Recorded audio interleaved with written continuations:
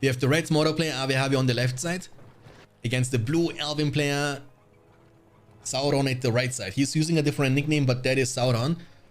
And oh my goodness, man, I'm always impressed, you know, with the graphical settings of BFME 2. This game looks the best design-wise out of all BFME games. Trust me on that one. 2 Malone trees coming up for elves and 2 slaughterhouses coming up for the Mordor player. Into the orc pit first. I'm assuming he might also go for the second orc pit right off the bat. And Elven player is building a barracks, so nothing crazy, pretty normal, standard opening, defensive opening. Nobody is going for an offensive barrack start, which is something we see more and more often from the Men of the West faction. Farsight has been used to scout the vision, even though he knew the matchup, but I'm assuming he just wanted to, you know, kind of know what is the start of the Mordor player. Is he starting with Orc Pit, Haradrim Palace, maybe Tavern for the Corsairs? You know, knowledge is great.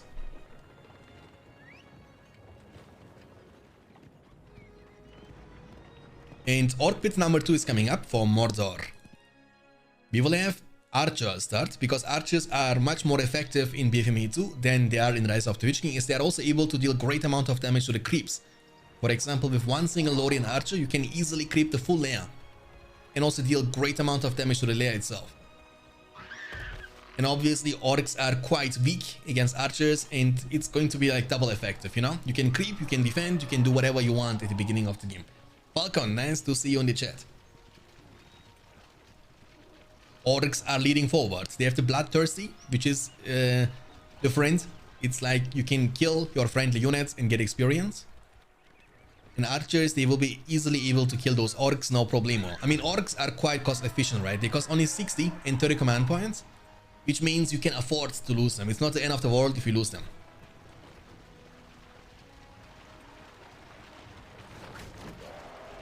Okay, hold ground stance. Aggressive.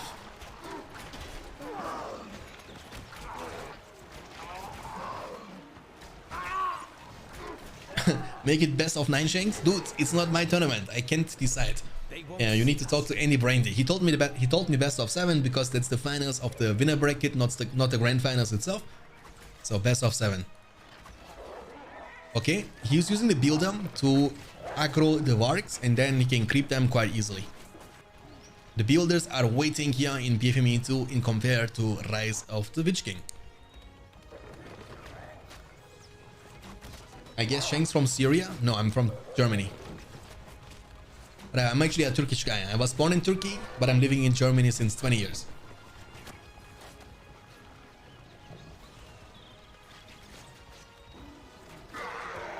And look at the sniper in your eyes. Archers, like I'm telling you, they are so effective in this matchup. We might see even more archers very, very soon, but for now, he just want to make sure that he has no Nazgul anytime soon, because remember, in BFME 2, Mordor has access to multiple Nazguls, mounted Nazguls, the Black Riders. They are very effective, but Mordor has a lot of units on the field. Like, he's pressuring from all the sides. He's also expanding quite nicely. We have in total 600 command points already available for the Mordor player Avihavi. And elves are kinda expanding extremely slow. He wanna make sure that he's expanding healthy. It means he wanna make sure that he is protecting every single Malone tree he's building up. While Mordor is kinda using the defensive playstyle from the Elven player Sauron for his own advantage. And expanding like crazy, like he's expanding in the bottom side. He might also expand very soon at the top side. And, you know, I believe in this matchup it's very important for the Mordor player to use different pathways, you know, to attack from multiple sides at the same time and use the number advantage you get over the Elven player. Warchan is coming in clutch now for additional damage. Leadership on these orcs. And remember, Malone trees are made of paper. They will get bursted down in literally 2 seconds. Just like that. 2 Malone trees are down. Arwen is gonna be the first hero of the game number 1. It's a hero we see more and more often in BFME 2, almost in every single Elven game. She's included. She's pretty nice, you know, has leadership also for the nearby cavalry units later on, eventually the Rivendell Lancers. But for now, the Elven player is falling apart. He's down to 300 command points. His command points capped, ladies and gentlemen. He's not even able to recruit any more units, and the Nazgul is coming in now into the backline. Beautiful trample.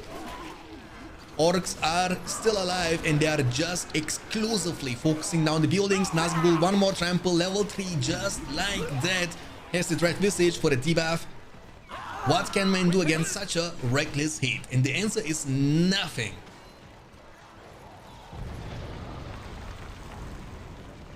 Mordor is literally everywhere, and that's the first time the Elven player Sauron is making a push. He's sending Lorien warriors forward. He might be able to destroy one of the slaughterhouses, but what's the matter? Because Mordor has still 700 command points available. He's gonna drop down to 600 now, but it's not the end of the world. The Nazgul is coming in clutch, making sure the enemy units are losing a lot of damage and also armor because of the passive debuff. The slaughterhouse is of course beefier and tankier in compared to a Malon tree. It's going to still fall, but it's okay. It's a great trade for the Mordor player, trust me. The second Nazgul now for the double penetration. Look, this farsight has been used to increase the range of these archers and also get more vision control, but still, like, Elven player has not much left on the field anymore. Arwen is slowly but surely taking down the slaughterhouse, which is not protected at this point. And she's gonna get a lot of that. Look at that. She's gonna almost be level 4 after destroying this. At least level 3.5. Boom. You see? Almost level 4. The heroes in BFME 2 on the patch 1.09 version 2 are leveling up extremely fast from level 1 to level 4. But then it's gonna slow down big time. And I like this, to be honest with you, because I believe every hero has some certain, you know, kind of power spike. You know, and for that reason they will need some levels. They need to be level 1, 2, 3, 4, you know, in order to be able to get mounted, in order to be able to get leadership and so on. So you being able to level up your heroes from level 1 to level 4 a bit faster, it actually makes them much more useful in the game. And I like this about BFME 2 a lot. Like, the heroes have crazy amount of impact, as they should, because that's a lot of the rank related RTS game. Nazguls! Oh, nice micro here from the Mordor player. He's making sure that he's surviving. One of them is level 4, the other one is level 2. And, you know, oh, Mordor orcs everywhere. Everywhere.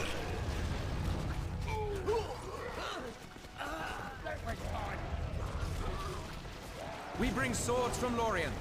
We bring swords from Lorien all you want, brother. I mean, the swords are not going to be helpful. Trust me on that one.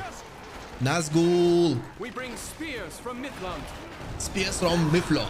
Swords from Lorien. I mean, the Elven country is going inside the genes, but look at that. He's surrounded.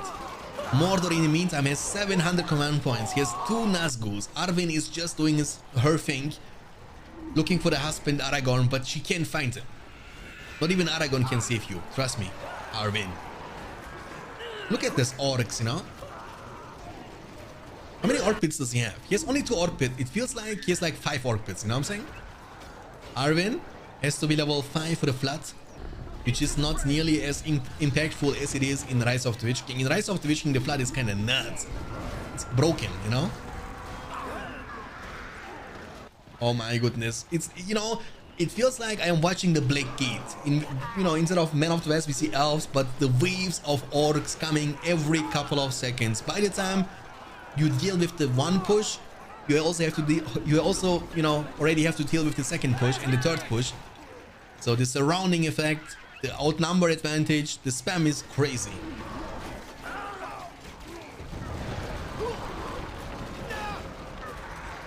New stream, Shanks, yeah man. Wasn't planned though, wasn't planned, but I wanted to actually you know, see this game. It's the finals from BFME tournament, which is hosted from Andy Brandy.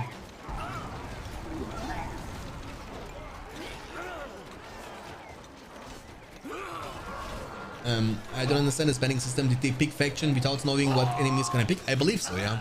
I think what they had to do is kind of tell Andy Brandy in Discord whatever the faction they want to play for each game, you know what I'm saying? And then just so they can not counterpick each other, I guess, you know? It's kind of blind counterpick kind of style. So you don't know, you need to assume and guess, I guess, you know? Many Nazguls. Oh, Rambi! The Forgotten Son is finally back on the menu, boys. Rambo, my friend. Merry Christmas to everybody, by the way, guys. Oh my goodness, boys. Corsairs, orcs, Tom Bombadil. Oh, boom, son, on your face. Can Tom Bombadil save the day? That is the question. I don't think so. Tom Bombadil might be a, you know, mighty creature slash god or whatever he is actually. But he's not mighty enough.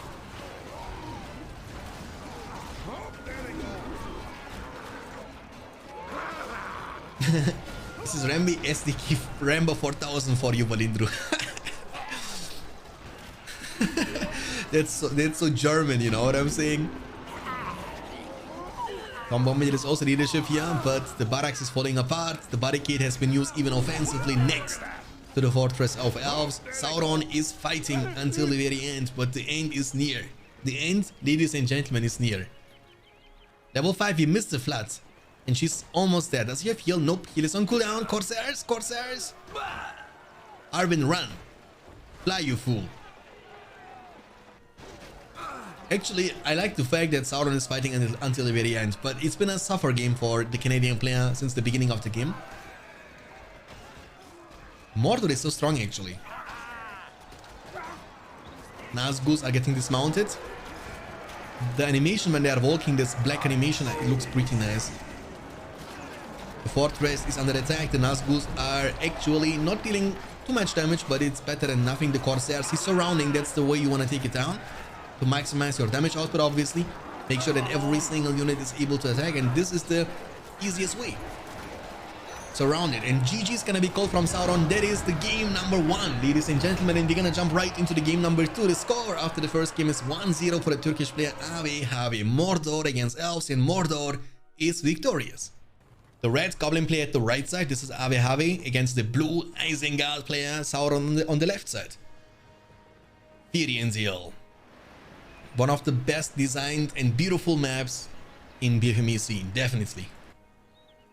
Rangers enjoying the sun, while we have to be in winter time.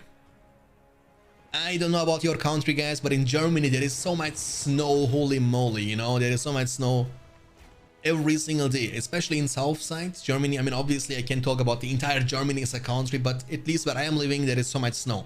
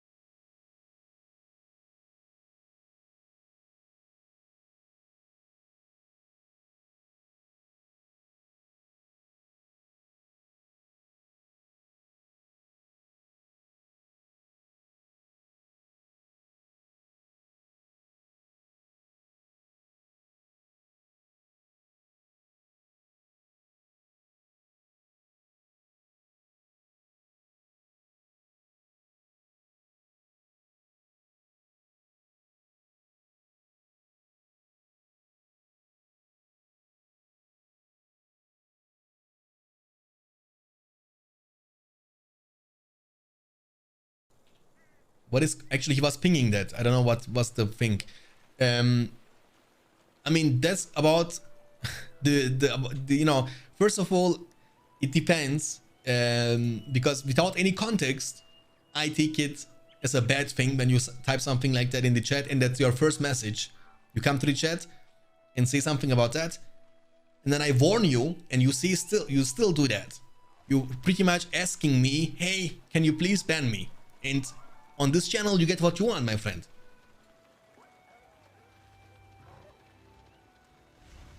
Goblins. They will be taking down this furnace. Poison blades also, you know, are able to deal increased damage to the structures. The furnaces are extremely squishy. They have only 1080 health, so you can take them down in no time. The troll is going to hit only one single goblin. Looks like he won't be able to kill more. The poison blades on the goblin warriors, they are chasing down the builder. The builder is gonna get ensaved by building a wall hub. That's something we see more and more often in Rise of the Witch King, but the wall hub is extremely expensive in BFME 2. But I guess he had to save the builder. Goblins are fast, you know, they can chase you down, they can run you down. Orc Riders. Orc Riders can be a great choice against the goblins, especially when they are being sent out one by one, just like that, you know. When they are grouped, however, you know, Shanks hitting bans like a truck. No, I don't, you know. I've been streaming for 3 years. Maybe I banned in total like 5 people on this channel. But there is something I don't tolerate, and that's like racism, you know. When you talk about a religion or about a nation, I don't like that. I don't like that. Especially when this is your very first message in the channel. You come to the channel and that's the first thing what you are typing, then I don't have any hope in you anymore for the future, you know what I'm saying? Like, you put the bar really low when you do that. Goblins counter, Isengard, bad, choose for Sauron, again unlucky. Yeah, I believe they need to kind of predict, you know, like a mind gaming. That's one bolt build order. Beautiful trample into the goblin lines, and he will be able to save the furnace for now. You can see the basement floors, right? That actually kind of shows you also the protection range of the fortress. 350 command points for Isengard and 500 command points for goblins.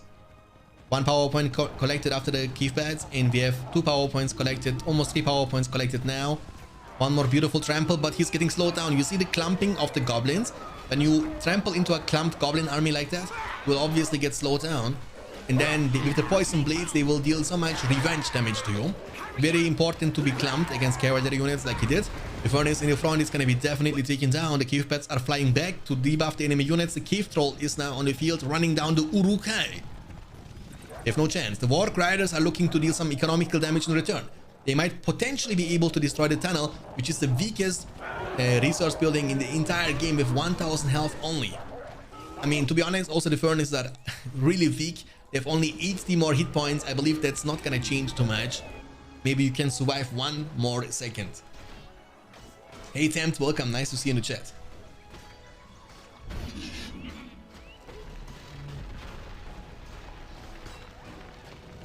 I love Canadian means that you that's like a country you are talking about, you know.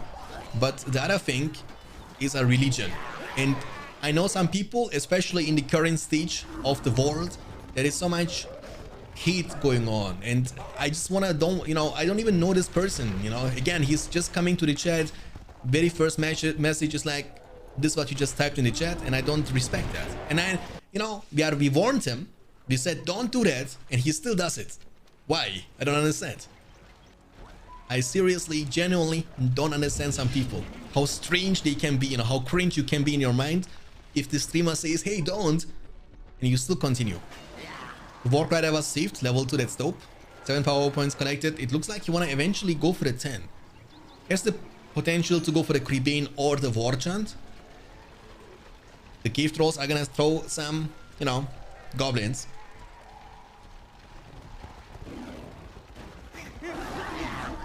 Okay, be careful though. The pikes, they are great counter to the trolls. One of them is level 3 already. The crossbowmen, they are not dealing too much damage to them, and they will be picking up the same tree. No, actually they wanted to pick up the same tree, but this guy was faster. 400 command points for Isengard, and goblins are expanding. They are being literally everywhere. But again, guys, remember the finals of the winner bracket is a best of 7, right? And even if you are down 2-0, 3-0 even, you have still the chance to come back.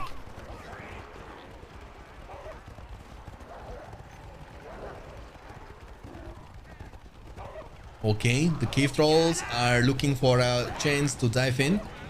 The builder has to be careful. One of them is getting damaged. But look how much attention they are drawing, you know what I'm saying? Like the pikes are chasing him down. What was that actually? Why they stopped moving like that? They got feared for whatever reason for a couple of seconds. Looks like Isengard player will be able to defend himself for now. The pikes are hunting those cave trolls, but the cave trolls are just faster than the pikemen of Isengard. We will now get some half-troll pikemen from the goblin player Ave.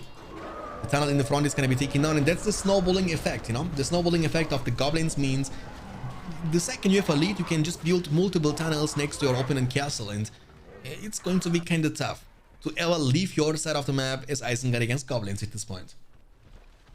But nothing is set in stone yet, you know. Like one mistake, and look, they are all grouped together. So when he makes one single mistake and loses all these 3 trolls at the same time, might actually give a chance to Sauron to turn this game around. Isengard, I believe, is a scaling faction, you know. Like the more you survive, the more chances you will get to get stronger army, stronger units, and eventually turn the game around. The Warg Pit is going to be found. And look at the positioning of the Warg Pit, you know. He gives him the chance to clump here. When he clumps like that, look, you see the pikeman damage now against the production building? That's crazy damage. I mean, these are like elite pikemen. And I believe the production buildings are extremely weak against pikemen. And the warp pit has been taken down in 5 seconds. The trolls are pressuring from the other side. You can see the macro play is kind of insane. They are being kind of everywhere at the same time. Isengard has to try to do some counter damage with the Weapon of Talent summon, but it looks like that Ave, the Goblin player, is also ready and prepared for such a sneaky attack. The trolls are trampling down the pikes, but pikes are getting bullied by the trolls. That's a Weapon of Talent summon now from the Goblin player. And here's the momentum. He has now the chance to deal crazy amount of damage to the Isengard player. Uruk pit number 2 is coming up, but does he have enough protection? The Warg Riders, they need to make something happen. They need to try to take down this Weapon of Talent, which is easier said than done, because the Weapon of Talent have a great protection with the trolls being around them. One of them has been finally taken down. Smart move here from Isengard to, manually select and target the cave trolls with the fortress. The Uruk pit is going to be taken down regardless, and we have also no heroes on the field, right? No heroes all game long. No Sharku, no Lurtz, no Shelob, no Gorkil the Goblin King. Never mind, I'm blind, sorry. I see Lurtz now, level 2, has Carnage. He will be using Carnage, but he's getting knocked down on the ground from the level 3 troll. But the troll is too low now. Boom, and headbutt him, But look at the surrounding, dude. What can you do against that? Troll, half trolls, Wildmen, Goblins, literally being run over, you know what I'm saying? 2 times the Spammy faction wins hardcore. Last game it was Mordor against Elves. We have seen Orcs literally everywhere. In this game we see Goblins literally everywhere from the minute 1. And the macro play from Ave is something else, dude. In order to be able to play a faction like Goblins, you need to be, I believe, extremely active on the entire map, You need to build tunnel here, tunnel there, tunnel there, tunnel here, And then move from the left, move from the right, move from the middle, move from the bottom. I don't know. We have so many. Look at this. Oh, Lord has been taken down, stabbed in the back, And what a performance. 1000 command points. What a one-sided game it was, actually. I'm surprised. And Sauron is getting defeated for the 2nd time in a row. So we have the blue Dwarven player, Sauron on the left side, against the red Mordor player, Ave on the right side. PowerPoint wise, we might see Eye of Sauron, we might see Tainted Land, we might also see War Chant. Dwarves is the only faction in the game which has no scouting ability. We have no Palantir or Farsight or whatever. No Elven Wood, no Human Wood, nothing like that. The only PowerPoints you have are Rebuild, Heal, and Rallying Call. So you have no scouting. But luckily he doesn't need to scout. He knows the matchup, right? Because Mordor player was picking the Mordor faction before the game started. 2 slaughterhouses, Orc Pit, 3rd slaughterhouse. That's the build order from Mordor. We see 2 Mineshaft, Hall of Warriors. So pretty normal start from both the players. Nothing crazy. And what is the plan now? I mean, I haven't seen this matchup many times, so I don't know how this matchup normally and usually goes. But from what I've read in the chat, it looks like that Mordor should be a bit weaker in this matchup against Dwarves. But I'm also pretty certain that the longer the game goes on, the more advantage Mordor faction should be getting over the Dwarven faction. But I might be wrong. Is this BFME 2? Yes, that's BFME 2. Patch 1.09 version 2.0. I mean, that is the best looking battle for Middle-earth game by far.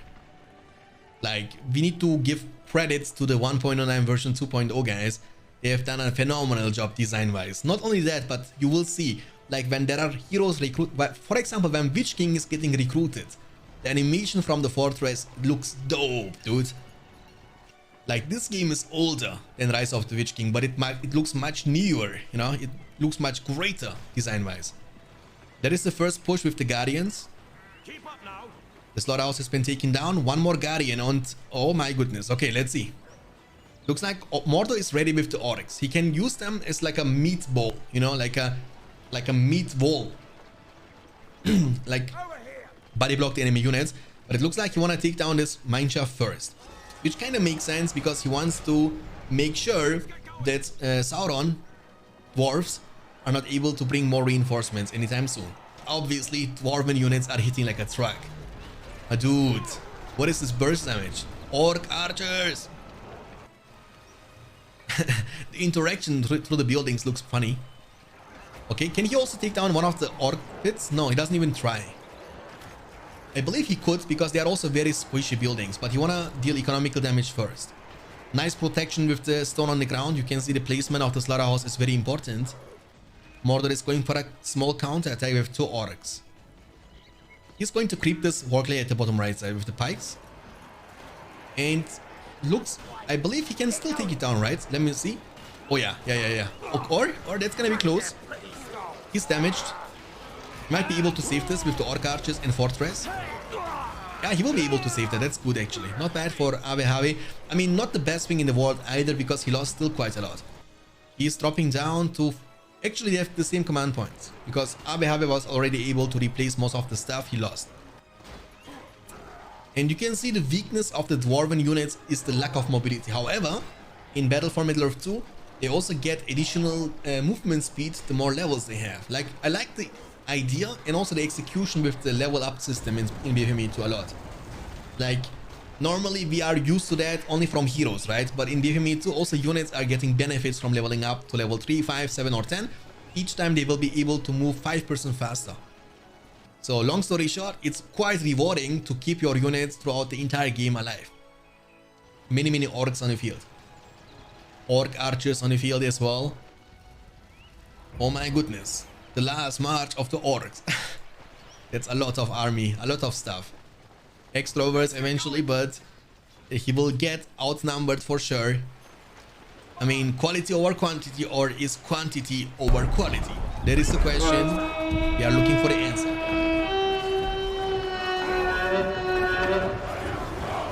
Looks like somebody wants to see the Haradrims. Long John Silver. No, that's from the... No, that's not... No, that was actually from the voice sound from the chat. Not from the game. Alright, the surrounding, they are buffed, obviously.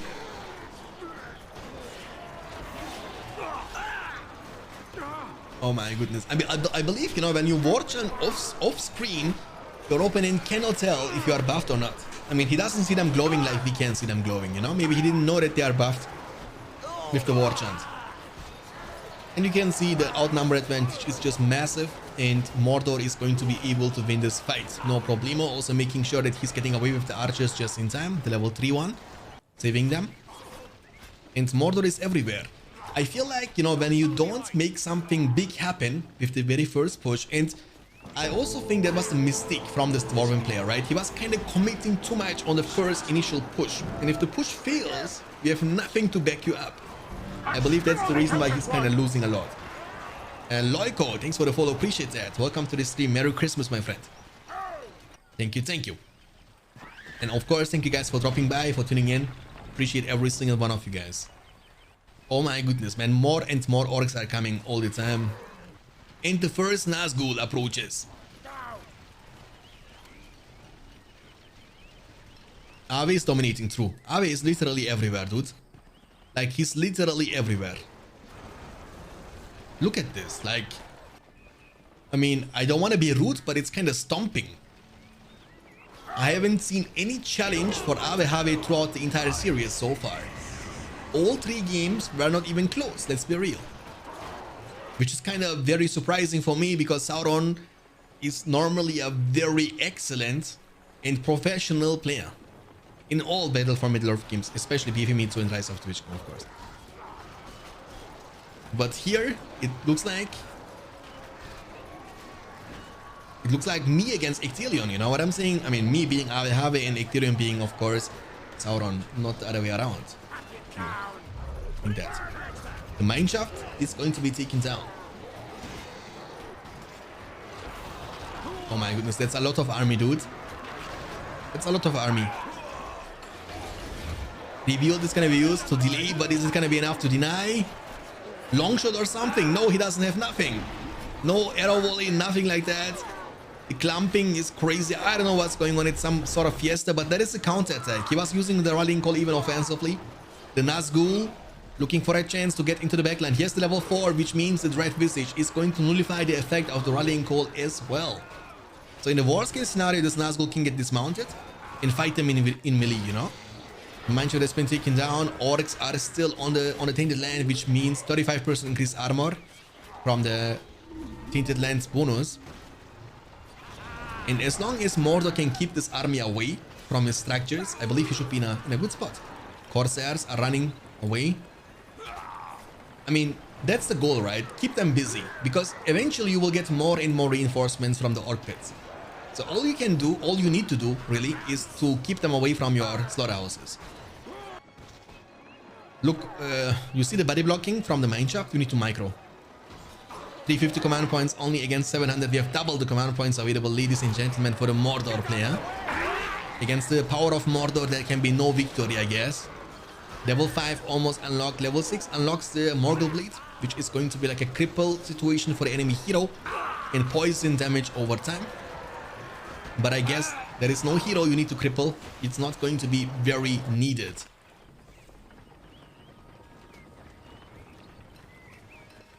I don't even, I don't think we will get the chance to see Men of the West today, because every single time they are banning Men of the West. Every single time. Oh, the Shire music.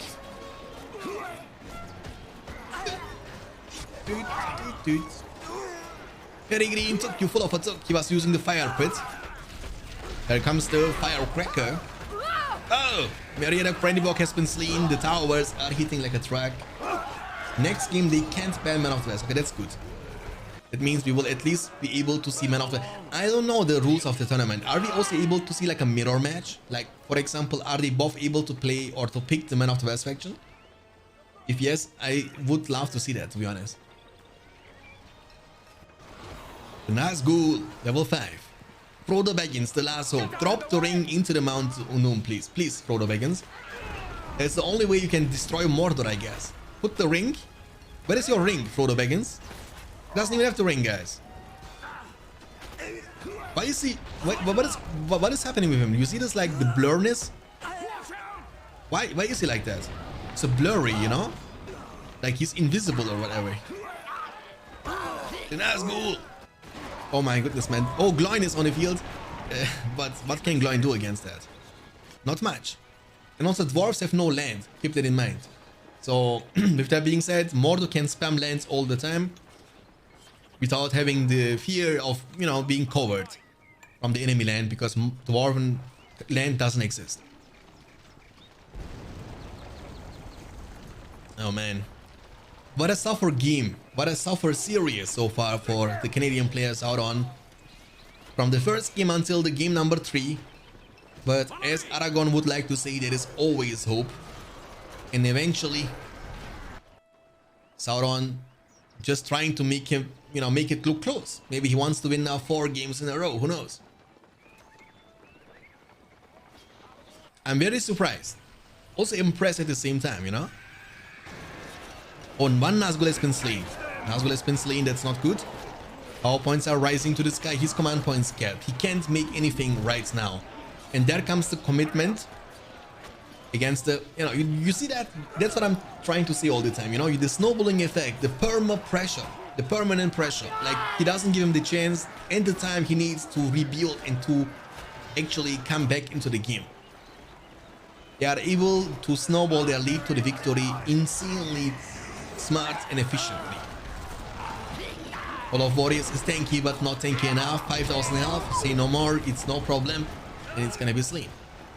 He went now for the heal, so it looks like he wanna go for a counter attack. Rolling Call is available. He was using the heal on Gloin, who was just using the Shake Foundation on the Tavern, but he's surrounded. I believe he can't get out from this situation. He's extremely slow, right? And he will be taken down, but he took down the Tavern, but he has one more, so it's not a big deal. I mean, obviously, when you have more of them, you will get also the discount. So 2 of them make the Corsairs 10% cheaper, 3 of them 15, and 4 of them 20%. In the meantime, Mordor is still here with lots of Orcs and, Corsairs. Units we have not seen many times in Rise of the Witch King. We see them much more often in BFME 2 on the patch 1.09 version 2. And I have no clue when the version 3 is going to be released. I believe it's going to happen very soon though. Maybe in a couple of weeks from now.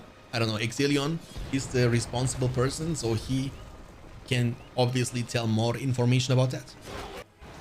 And I also don't know about the changes they will implement into the new patch. into the new version of the patch. Ave is pinging something.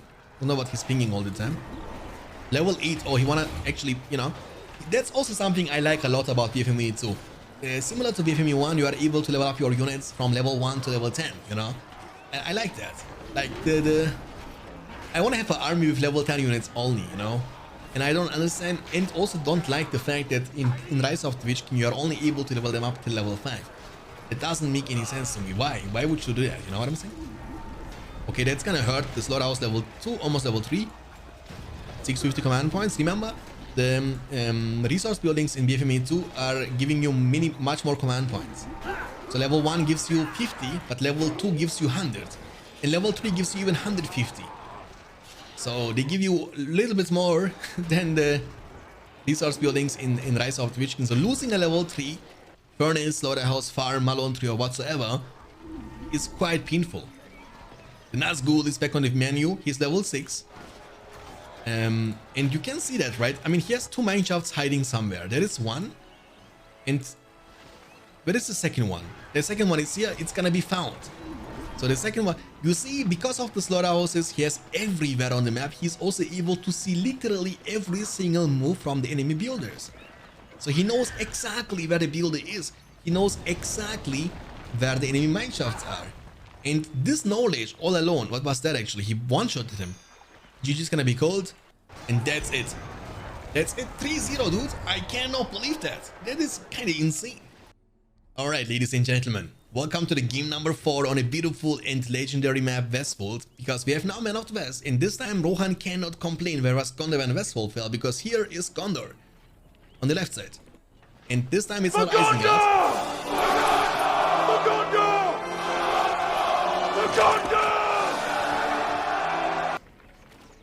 Sauron 3-0 behind. How? Dude, I mean, Ave is either in form or Sauron is kind of rusty.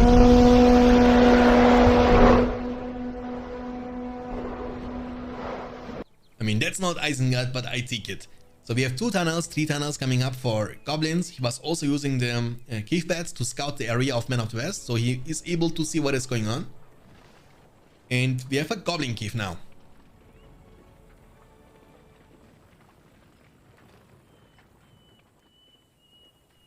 A Goblin cave is coming up for the Goblin player. Obviously, Goblins going for the Goblins. And Man of the West player didn't build any production building yet, so he might go for the stable, he might go for the barracks, he might go for even the archer range, but he's choosing to, you know, build up the barracks instead. Human wood was used to see what's going on. I mean, he knows that the opponent player was picking up the cave beds. That's why he can just use the human wood, because he knows that Goblin player doesn't have the tainted land to cover this, you know. Goblin cave number 2 is coming up now for the Goblin player Ave. And obviously we will see lots of Goblins in this game, right? And I guess this is a good map for the Goblin faction. It's kind of a semi-big map, and the bigger the map is, I believe the better it is for the macro player, which is definitely the Goblin faction. And Ave has done a phenomenal job in the series so far, macro-wise. He was actually active throughout the entire map, and I guess from the performance I was able to spectate today that Ave should be the favorite player in this matchup, on this map at least.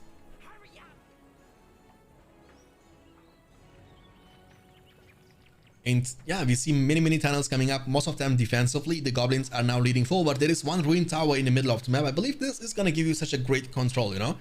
Like, imagine you put one single archer in between or inside the tower. This way you will have a lot of vision control, and it's kind of annoying at the beginning of the game to deal with the tower, and it's garrisoned with archers. The builder is getting in safe. The soldiers of Gondor, they are of course stronger, and the only way you can use the shield wall formation from the soldiers is when you buy the banner from the barracks. You don't need to purchase the banner on the soldiers, you just need to buy the banner upgrade from the barracks level 1. That's all you gotta do. Okay, one of them has been taken down. The spider pit is now coming up for the Goblin player. He was also able to sneak one of the Goblins from the bottom side. Keep in mind that the farms are way tankier than tunnels. They've actually doubled the HP. So taking down the farm is going to take you twice as long as taking down one of the tunnels. And Goblin player knows that. That's why he's placing the Goblins right in front of the tunnel. This way they can be a meat wall and block the soldiers for a bit. That's gonna buy him so much time. Cave Bats is also, you know, kind of nullifying their leadership bonuses, which is not existing right now, but also making them lose quarter of their damage and quarter of their armor. The farm is gonna be taken down. No stable yet. I believe stable could be... Oh, never mind. He's actually building an offensive barracks at the bottom right corner. That's not bad. I mean, I believe Man of the West faction is kind of famous for this kind of style, you know? I've seen this many times already, and almost exclusively from the Man of the West faction. They are going for a barracks, building even sometimes like a statue behind the barracks, and keep pressuring all the time. But he might also need some stronger units, like for example the Gondor Knights. And Gondor Knights in combination with Elma can be also pretty nice because of the leadership bonus you will get, and also because of the pillage, the outlaw leadership for money. He was able to deal great amount of economical damage to Ave. He's dropping down to 250 command points only now, and Man of the West player has 400 command points in total. So for now, I don't want to jinx it, but it looks great for the Canadian players out on. But nothing is set in stone yet. He say he needs Rohirrim. Rohirrim, yeah, he's going for the stable level 2. Obviously, it's gonna cost him money and time. 450 is not... is allowed actually early on. The farm has been taken down, or demolished rather. This way you can get half of the money back. Soldiers of Gondor. I mean, he doesn't know about the barracks, I believe, right? Doesn't know about the barracks, so the Goblin player has no clue. The builder, oh, run you fool! Yamata Batu, and out are you. Look the mother with the son. Mother with the son, hack your son and get away there. Get away. There are dirty goblins. They want to kill you. Trust me on that one. Okay. Now all of a sudden the goblin swarm, you know, literally everywhere. Builder has been slain. Cost 450 to rebuild him, which is also pretty expensive. The first battalion of Rohirrim. Gondor costs for 8, and Rohan shall and will answer. Master the Rohirrim. The tunnel has been taken down. That's good. Ave has to deal with the barracks eventually, soonish. 300 command points for goblins and 300 command points for Men of the West. However, now we have the Rohirrim on the field, and I believe they are gonna, you know, put some pressure. They are working like the Rohirrim and Rohirrim Archer Battalion, you know? You can always choose to fight either with swords or with the bows. Tunnel. Gonna be close. One more hit, can you do it? Yes, the last man standing. The Spiderlings are taking care of these soldiers, no problemo. I mean, Ave now has to kind of predict or assume that there is a second barracks, you know? The Rohirrim are coming now for the pressure. The goblins are getting out from the tunnel. You see how much money you get back? 127, you know? You almost get 50% of the money back. The Spiderlings now with the war chant. Rallying call has been used. Elven wood has been used, or human wood has been used. They are able to stack, but the Cave Bats is saying, no. We have either the buff, nor... actually, are still winning. Hardcore. I mean, they won. I mean, Rohirrim, you know, obviously. They cost a lot. They cost 750 each. Ave is saying that's why it's broken. I mean, come on now, dude. They cost 750. That's a lot. How much your Spiderlings cost? 300. So they cost more than 2 of your Spiderlings. And you need to get the, you know, the stable to level 2, which also costs 450. So it's kind of obvious that they have to win this fight. Am I right, guys? The barracks is gonna be found and taken down. The Rohirrim though, I'm a big fan of them. Oh, but this leave one spider alive, and the hordes are never safe. The goblins are running wild. They were able to take down the barracks. It's good. 450 for goblins, and we have 450 for the Men of the West. So command point wise, it looks like we are looking in the mirror. Nothing is no different. 3 power points collected after the Cave Bats and War Chant, and we have 4 power points collected after the Elven or Human Wood rather in the Rallying Call. So in terms of command points and power points, it looks pretty much identical. Come together. So what we need to now, I believe what the Man of the West player needs is a well for the sustain. This way the Rohirrim are able to level up or heal up a bit faster. And he also needs a bit more Rohirrim. However, you can see they are extremely expensive in both terms, money and command points. He lost or sold Spider Pit. Oh, I haven't paid. I believe he sold. I guess he sold. I think he sold. I didn't see any units, you know, pressuring this area, so I think he sold this quite a bit. Okay, tower guards. The Rohirrim, pressure. The fissure has been taken down before any cave trolls could make it out. Soldier battalion standing by. Also, this is going to be taken down. Sauron is doing a good job micro-wise, and that's very important. If you recruit expansive units like the Rohirrim battalion, you need to also make sure to survive and to keep them alive. Riding Call, the builder is getting crushed. Master the Rohirrim, look at them, boys. They look dangerous. They look serious. You know what I'm saying? Trample. And that's the win condition, let's be real. Like, the Rohirrim did easily turn this game around. And only one single Rohirrim as well. Coffee Junkie, welcome my dude. What patch is that? That's BFME 2 on the patch 1.09 version 2.0. And that is currently a tournament going on for BFME 2. And this is the finals of the winner bracket. In the best of 7, the score you can see at the top side of your screen, it's looking pretty good for Ave, even though we are now in the game number 4, and this game on the other side is looking pretty good for Sauron. So there is a high chance that we will at least see one more game after this one, and also a high chance that we might also go way, you know, all the way up to the game number 7.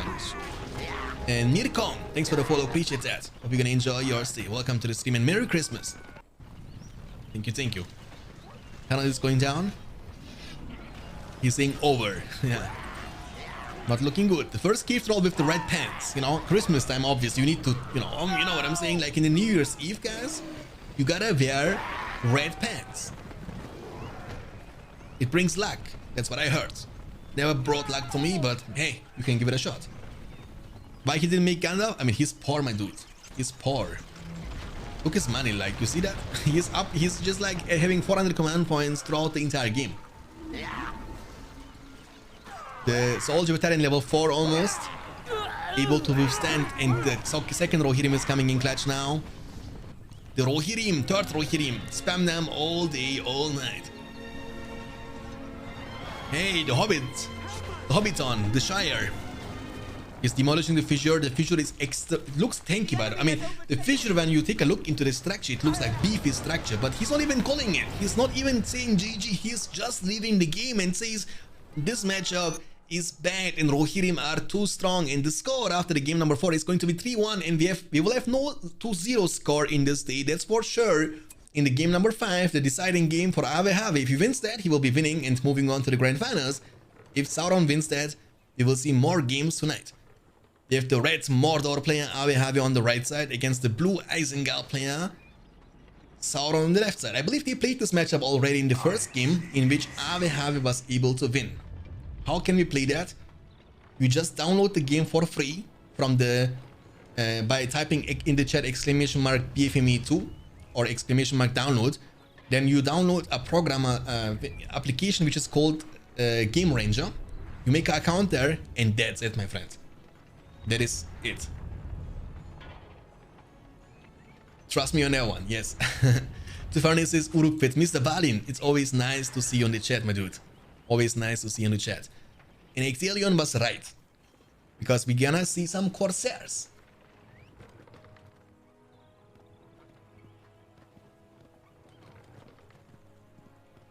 Oh, Littlefinger. Littlefinger is actually a big finger sporter from Sauron. I like that. I like that. So we see Orc Pit coming up and Tavern coming up at the same time. So Corsairs and Orcs at the beginning of the game. Isengard player is building an offensive furnace at the top side, building 2 furnaces around the fortress, and Uruk Pit for the mighty Uruk-hai. Remember, this is no rabble of mindless orcs. These are Uruk-hai. Their armor is thick and their shields broad. Hey guys, do you like ASMR? I got you. We will see some Uruk-hai now. Do you like them? They have big swords and broad shields. Welcome to the BFME ASMR. Hot tub stream is incoming too as well very soon, guys. Stay tuned. Once the weather is a bit greater and warmer, guys, you will see some hairy chests from Shanks. Trust me on that one. Hot tub stream. Imagine I'm casting. Imagine it here at the bottom right side here, like this. You know, you will see a webcam of me sitting in the bath. You know, like topless, of course. You know what I'm saying? Like licking the microphone and casting the World Championship 2022. Oh my goodness, guys! New content. BFME stream when? I streamed BFME earlier today. Okay. I streamed like literally before I went live for the BFME 2. I was streaming 2 hours BFME 1. I was playing and we were also casting games. I love your streamer, dude. Hey man, thank you so much. Appreciate that. Put BFME 2 in corner and other 75% of screen in your bath. Yes, my dude. Imagine, you know? Imagine, you know, the girls are gonna be jealous. Like these girls with 25,000 viewers who are currently streaming in the, you know, hot tub stream and also ASMR stream, how jealous they would become. You know what I'm saying? And boom! All of a sudden, BFME is gonna be, you know, famous again. Corsairs. What is Corsairs? This is crazy damage, man. Aren't they only be a counter to pikemen? Pikemen and structures. Apparently also against crossbowmen, because they are running them down in no time. Lel WTF, I'm dead. Yeah, you're right, my friend. Yes, duh. Oh my goodness, I don't know what to say, man. What an incredible and amazing performance from Ave. It's always nice to see Sauron losing. No hate, no offense, but in the last months and even like almost a year now in BFME 2, I have not seen Sauron losing to anybody in a series. I mean, he lost a couple of matches, but he was always winning the series. He was always winning the tournaments. And Ave is here to end this guy's whole career by beating him not like close, like 5-4-1. It's like, you know, pretty one-sided if you ask me, you know? What a performance. But again, that doesn't mean the end of the journey in the tournament for Sauron, because that's a double elimination tournament, ladies and gentlemen. It means Sauron has a second chance. He's gonna drop down now to the losers bracket, and he can still work his way up to the grand finals against Ave for the rematch and show his quality, just like Faramir does all the time. Vay. Ahmet Reis'e bak sen. Sauron's reign of terror is over. Ragnarok, my dude, you are always right. Turkish power. Osmanlı tokadı gibi aldı bütün maçları ya. Sauron remove game, okay? Don't cry here more.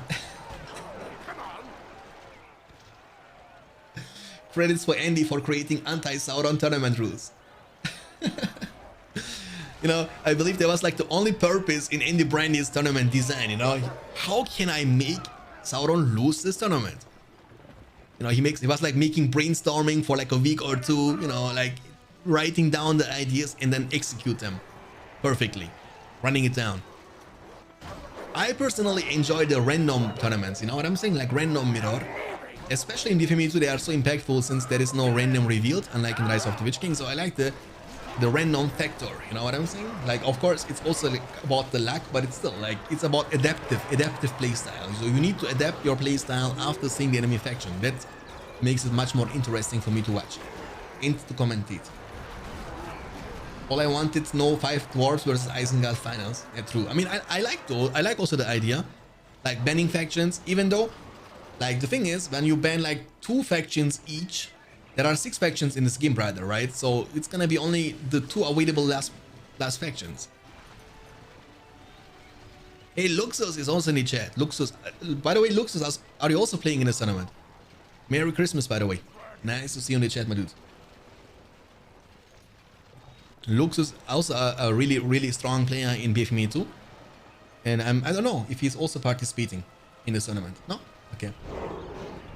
Big war chance. Another medium player, Luxus here. Keep up. Big push is incoming, ladies and gentlemen. Holy moly. I mean, Mordor has not lost a single game today, by the way. Like, that's the 3rd time we see Ave playing Mordor, and every time Mordor was stomping, like running the enemy faction literally down. Like, it was not even close. We have seen Mordor against dwarves and Mordor against Isengard twice. And every single time Mordor, I mean, oh my goodness, man. These Nazguls, they are so, I mean, I don't know, but they feel so extremely powerful, you know what I'm saying? They are squishy and all, but they have also splash damage when they are trampling. But this is kind of crazy. Dread this is level 2, like for a hero that's cheap, and you can recruit 3 of these. What?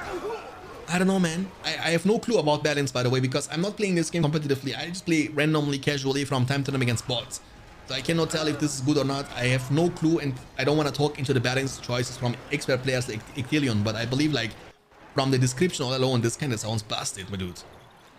Dread Visage with level 2. And also remember that the debuff in BFME 2, unlike the debuff in Rise of the Witch King, is also able to nullify the buffs. So for example, in Rise of the Witch King, it nullifies leadership bonuses, right? For example, Eye of Sauron, but it doesn't nullify War Chant. It doesn't nullify Rallying Call, but here it does. So that's kind of nuts. Okay.